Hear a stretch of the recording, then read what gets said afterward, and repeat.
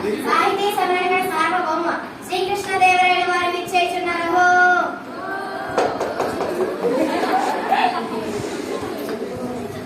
అష్టదిగ్గజ కవులకు, సాహితీ ప్రియులకు, పుర ప్రజలకు స్వాగతం.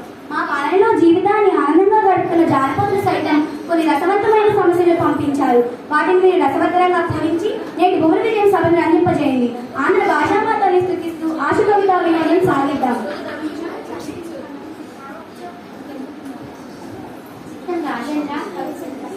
మీతో నేటి భువన విజయ సభను ప్రారంభించాలని నా అభిలాష. మీ ఆలోచన నిజమే పెద్దల మధ్య, కానీ ప్రభువు లేని బడిలో ఎన్నో భాషలు ఉండగా తెలుగు భాషపై ఎంతో మక్కువ చూపడానికి గల కారణం ఏమిటో? అదేంటి సూర్య కవి మందార పత్రికలు జాలువారే తెలుగు భాషను ఇష్టపడిన వారు ఉందిరే. తెలుగు అదే రాజువా తెలుగదేల ఎన్న దేశంబు తెలుగేను, తెలుగు వల్ల ఉండ తెలుగు కొండ ఎల్లను పులగులువ నెలుగవే బాసాడి, దేశ భాషలెందు తెలుగు లెస్స, దేశ భాషలెందు తెలుగు లెస్స. మరి ఇంతటి మన తెలుగు భాషపై ఎవరికైనా ఎందుకు మమకారం ఉండదు? పెద్దనారా, కవులారా, మేము తర్వాత పద్యమును పూరిస్తాం. ముందు మీరు పద్య పూరణలో పూనుకోండి. ప్రభు అభిప్రాయమే ఆ శిరోధార్యం. పెద్దనా మధ్య ఈ పద్య పూరణకు సంసిద్ధికో అగ్రజానుజులైరను జాగృజులుగా. ఆహాహా, ఏం సమస్య? అన్న తమ్ముడు తమ్ముడన్న వేయాలి ప్రభు. నా పూరణ ఇదిగో. పుష్యముందరతాఖ్యుడు పుట్టినాడు, వెలసి లక్ష్మణుడా శ్రేష్ఠ పుట్టినాడు, భరత లక్ష్మణ క్రమమిది ఎరిసి చూడ, అగ్రజానుజులైరను జాగ్రజులుగా, అగ్రజానుజులైరను జాగ్రజులుగా. కానీ లోక వ్యవహారం రామ లక్ష్మణ భరత శత్రుఘ్నుని ఉంటుంది. కానీ నెత్తుకపోయి ఎలుక కలుగున దీనిని అర్థమర్థంగా పూరించండి బట్టుమూర్తి గారు. పల్లె జీవనకు సుపరిచితమైన చక్కని సమస్య ఇచ్చారు మహారాజా. కరుల చిరుకరెక్కలు సర్కరతో నరించి వచ్చా, కడం పెట్టరు సోగరి మెరసి వచ్చకుండా, కరినెత్తుకపోయి ఎలుక కలుగున దినయన్. ఆహా, ఎంత అద్భుత పూరణ! ఎలుక ఏనుగును ఎత్తుకుపోగలగా, ఆ ఏనుగు రంధ్రంలో పట్టున. ఏనుగులు, చిలుకలు, ఎద్దులు మొదలైనవి చక్కెరతో చేసిన బొమ్మలు. వ్యాపారి పగలంతా వీటిని అమ్మాడు. సాయంత్రానికి అన్ని బొమ్మలు ఎత్తిపెట్టి ఒక్క ఏను బొమ్మను మరిచాడని, దానిని ఎలుక రంధ్రంలోకి ఈడ్చుకుపోయిందన్న మీ భావం దీనిలో విందుగా ఉన్నది. బహుబాబు, కృతజ్ఞతలు మహారాజా. ముద్దు పలుకులు ముక్కు తెమ్మన కవి అందుకోండి. కాడిదయచ్చం గదన్న ఘన సంపన్న. రాజశేఖర, మానవులలో ఆడిన మాటలు తప్పేవారు కొందరు ఉన్నారు. జంతువులలో దీనిని చూడలేం. అయినా భయకుప్త పూరించదు. ఆడిన మాటను తప్పిన గాడిద కొడుకంచు తిట్టగా విని, అయ్యో వీడా నా కొడుకని ఒక గాడిద ఏడ్చెం గదన్న ఘన సంపన్న. లౌకిక జీవన గమనంలో గ్రామీణుల దూషణను, ఆడితప్పిన జన్మ హీన స్వభావాన్ని తెలుపుతూ మాట నిలబెట్టుకోవడం విలువని చాటారు.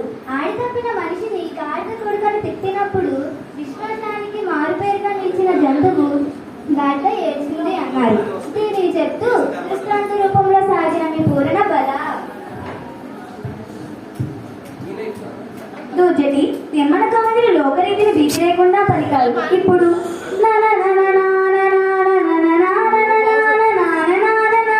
దీనిని పూరణ చేయండి. ప్రభు అక్షర విన్యాసం తప్ప అర్థం లేని సమస్యను ఇచ్చారు. అయినా చక్కని పూరణ గావిస్తాను.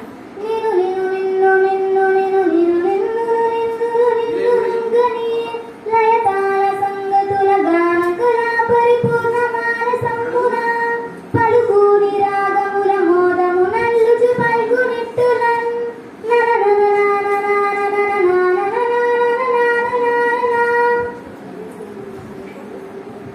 భళా శ్రీకాళహస్తీశ్వరి వరప్రసాదం కంటంగా పొందిన దూజటి నేటి భువన విజయ సభను చూసిన జానపదులు మన కవుల కావ్య సాహిత్యాన్ని, మన సభ గొప్పతనాన్ని కూర్చి పొలంలో పనులు చేసుకుంటూ కూడా తాళానికి అనుకూలంగా మీకు సంతోషంతో కూడి రాగాలు నలుగుల స్థితిని కళ్ళకు కట్టింది. పనిలో పాటతో పాటు పద్యాన్ని పాడుతున్న వైఖరి అద్భుతం.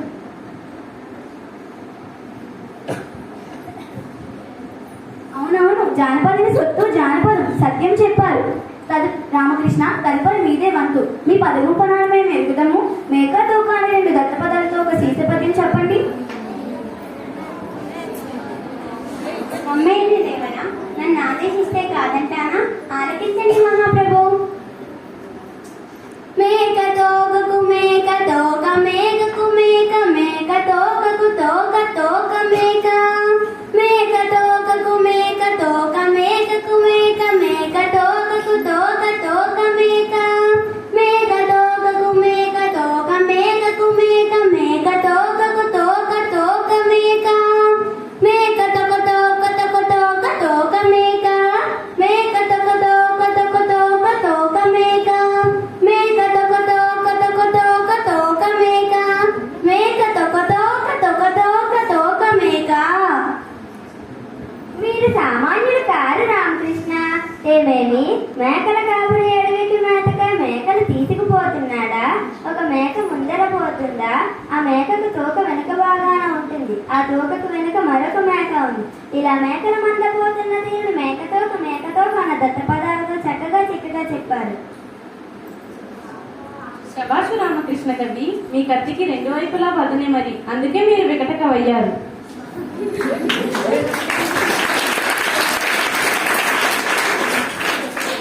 రామభద్ర, గోలకొండ, మూలకొండ, పూలదండ, కొత్తకొండ ఈ పదాలను ఆధారం చేసుకుని భారతార్థంలో ఒక పద్యం చెప్పండి. సిద్ధం మహాప్రభు. రామభక్తుడైన నాకు భారతార్థ పూరణ ఇచ్చాడు, పూరణ చేసేది. ఓ ఈ కురురాజ నీ కొడు కొత్త గోలకొండ వలె నుండు, వినుమూలముండదింకా బండనమ్మున గిలిపింపు పాండు సుతుల, నురమునంబూల దండరే కొత్త కుండ. ఓ ఈ కురురాజా, నీ కొడుకు దుర్యోధనుడు గోల కలిగిన మనసు, ఆకారంలో కొండలాగా ఉంటాడు, బుద్ధిబలం లేనివాడు. నా మాట వినుము, ఎందు యుద్ధం వస్తే సర్వం నాశనం. సమరంలో ధర్మానికి బదులైన పాండవులు గెలుస్తారు, నీ కుమారులు మరణిస్తారు. పద్యం బాగుంది రామభద్ర. కొత్తకొండ రేపు ఒత్తకుండా అన్నారు చూడు, అద్భుతంగా ఉందయ్యా. తర్వాత పింగళి సూరణ మా ఆరాధ్యమైన శ్రీహరి దశావతారాల గురించి ఆశుగా ఒక పద్యం చెప్పమని వేరొకరు పంపారు. ప్రారంభించండి. శ్రీహరి భక్తి నికాయ, శ్రీకృష్ణదేవరాయ. కోరినట్లే వినిపిస్తాను. మత్స్యమై జడనిధి మడించే సోమకూన్, కూర్మమై కవ్వపు కొండ మోసే, గిటి అయి హిరణ్యాక్షు గిటడంగించెను, హరి అయి వధించే ప్రహ్లాద జనకు, వటుడై బలిదనుచు వంచించి కుదించే, భార్గవుడై క్షత్ర పంక్తి చెండే, దశరథ రాముడై దశకంఠ తెగటాచే, శౌర్య అయి దుష్టుల సంహరించే, బుద్ధుడై త్రిపుల స్త్రీల బుద్ధి మార్చి, రుద్రిచే వారి భర్తను దృంగ చేసే, కల్కి నచ్చ సంతతి బిట్టు మార్చు, హరిదశావతార చరిత్రమభినుతమ్ము. మత్స్యావతారాన సోమకాన్ని చంపాడు, కూర్మమై మందరికిని మోసి పాలసముద్రం చెరకడానికి సాయమయ్యాడు, వరాహ రూపంలో హిరణ్యాక్షుని చీరాడు, వామనుడై బలిని పాతాళానికి పంపాడు, పరశురాముడై రాజుల దర్పాన్ని కూల్చాడు, శ్రీరాముడై రావణుని వధించాడు, శ్రీకృష్ణుడై దుష్టులను అంతం చేశాడు, బుద్ధుడై త్రిపురశిల బుద్ధిని మార్చి శివుని చేత త్రిపురాసుని చంపించాడు, కల్తీగా నీటి నీళ్ళను కూల్చాడు. దశావతార కార్యకారణాలను మనోహరమైన సీసంతో సభాసదులను అలింపజేశావు. నీ అభినందన స్పందనకు వందనం మహారాజా.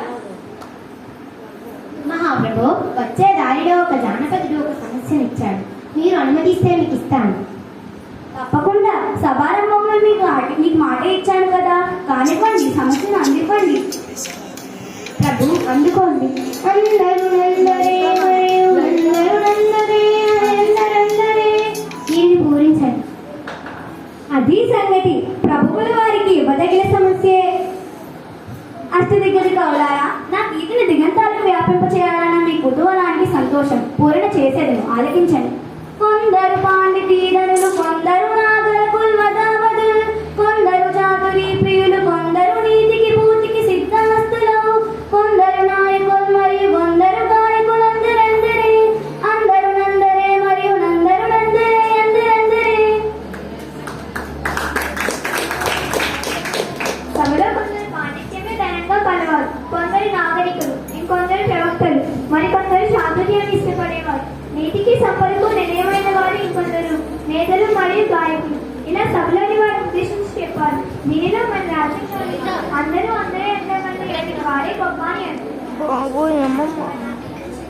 కవి పండితులారా, మీ సమస్య పతిపోలుల గానంతో మా మనసెంతో మురిసింది. సభికులకు కృతజ్ఞతాంజలులు. స్వస్తి.